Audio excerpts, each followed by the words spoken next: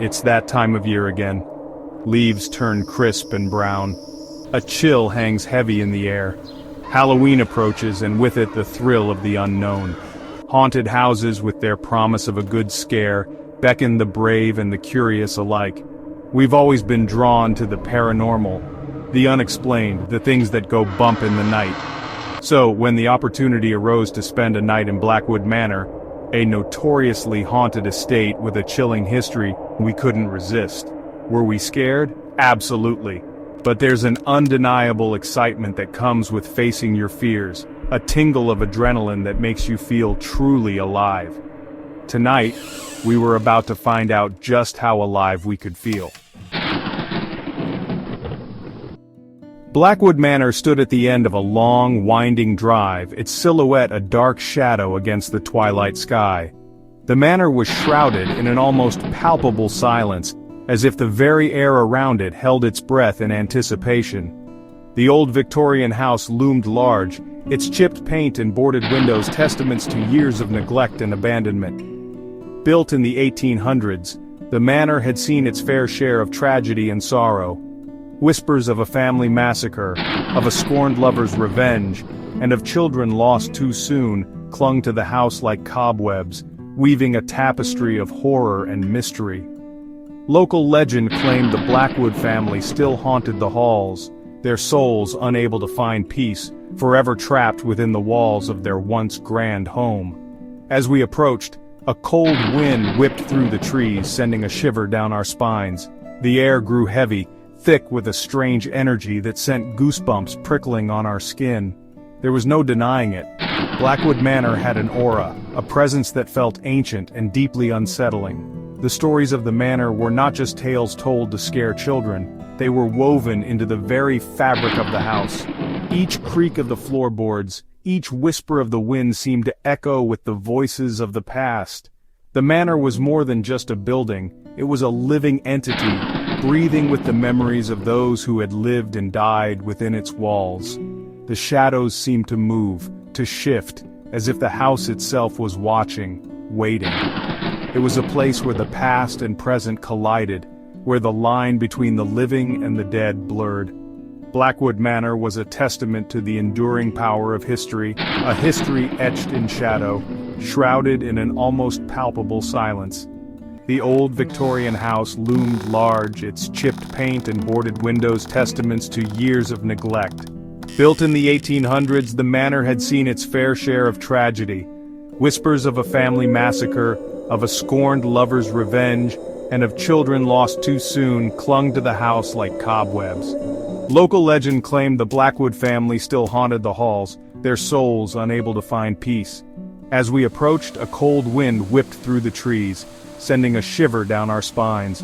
The air grew heavy, thick with a strange energy that sent goosebumps prickling on our skin. There was no denying it. Blackwood Manor had an aura, a presence that felt ancient and deeply unsettling. The heavy oak door creaked open, revealing a darkened foyer. Dust motes danced in the thin rays of moonlight filtering through grimy windows. The air hung thick and stale, heavy with the scent of decay and something faintly sweet, like decaying flowers. Every surface was coated in a thick layer of dust. Cobwebs draped the furniture like macabre decorations. It was as if time had stood still within these walls, preserving the house in a state of perpetual decay. Sounds echoed through the silence, the creaking of the house settling, the distant scuttling of unseen things. Each noise sent a jolt of adrenaline through us, our senses on high alert. We were officially inside Blackwood Manor and the haunting had begun. The first few hours were unsettling, filled with strange occurrences that sent shivers down our spines. A cold spot in the parlor despite the lack of a draft. The faint scent of lavender perfume in a room untouched for decades. A book on the library shelf inexplicably flying off, crashing into the wall with a loud thud. As the night wore on, the activity intensified. Disembodied whispers seemed to emanate from the walls, too low to decipher but undeniably human. Shadows danced at the edge of our vision, flitting away whenever we turned to face them directly. We documented everything, our cameras capturing every unexplained sound and movement. Logical explanations evaded us. Fear, a primal and instinctive feeling, began to take root. There's a strange duality to fear. It's a primal instinct, hardwired into our DNA to protect us from danger. Yet we seek it out, willingly subjecting ourselves to haunted houses, horror movies, and ghost stories. Why? Perhaps it's the adrenaline rush. The way fear makes us feel truly alive, our senses heightened, our hearts pounding in our chests. Or maybe it's the thrill of the unknown, the desire to test the boundaries of our understanding and confront the things that go bump in the night. Whatever the reason, there's no denying the allure of a good scare. And at Blackwood Manor, we were getting a heavy dose of it. We found ourselves drawn to the grand staircase, compelled by an unseen force. The air was thick with an eerie silence, broken only by the creaking of the old wooden steps beneath our feet. Each step we took seemed to echo through the vast, empty halls of the mansion, amplifying our growing sense of dread. On the landing hung a large, ornate portrait of a woman in a flowing white gown. The painting was so lifelike, it felt as though she might step out of the frame at any moment. Her eyes, painted with meticulous detail, seemed to hold a story of their own, one of sorrow and longing. Her eyes seemed to follow us as we ascended, her lips curled into a subtle, unsettling smile. It was as if she was watching our every move, judging us, or perhaps warning us of the dangers that lay ahead. The closer we got, the more intense her gaze became, almost as if she was trying to communicate with us. As we reached the top of the stairs, the house seemed to hold its breath. The air grew colder, and a sense of foreboding washed over us. It felt as though we were being watched by unseen eyes, and the silence was so profound it was almost deafening. The silence was shattered by a blood-curdling scream emanating from the portrait. The sound was so piercing and filled with anguish that it sent chills down our spines. It was as if the woman in the painting was crying out for help, trapped in her canvas prison. The woman's face contorted into a mask of pure terror, her painted mouth open in a silent wail. Her eyes, once filled with sorrow, now reflected sheer horror. It was a sight so disturbing that it felt like a scene from a nightmare, one that we couldn't escape. We stumbled back in shock, our hearts pounding in our chests. The fear was palpable, and we could feel it coursing through our veins.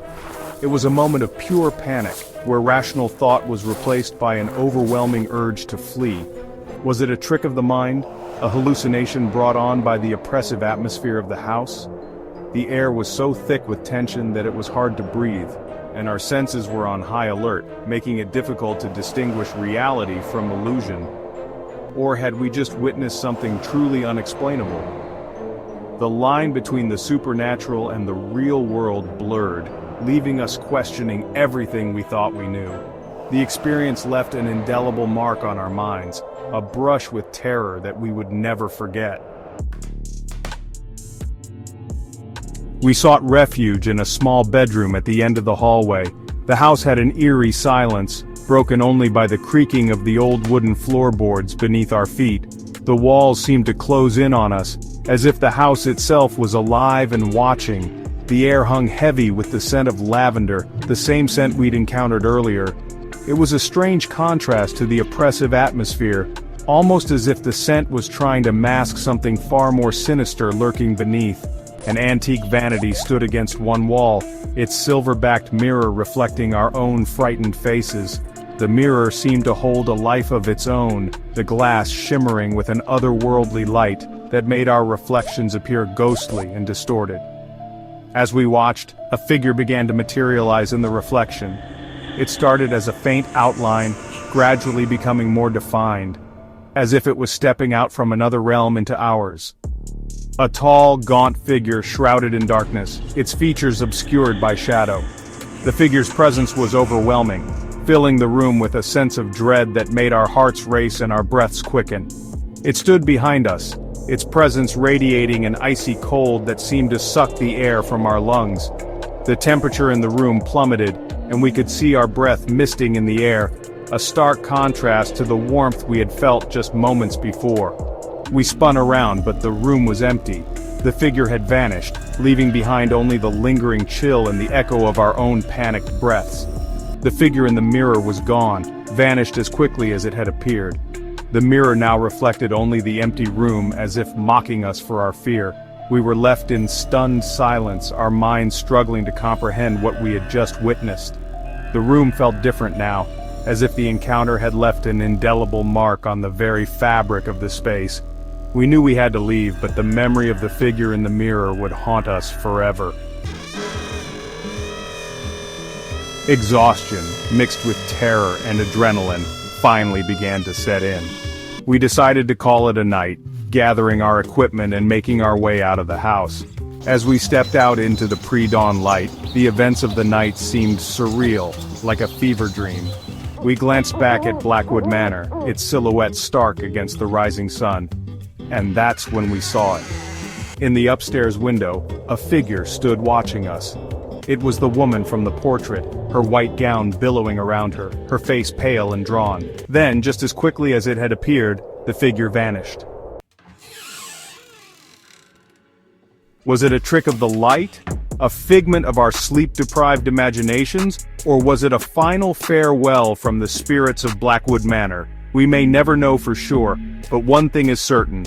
We left Blackwood Manor forever changed by our experience.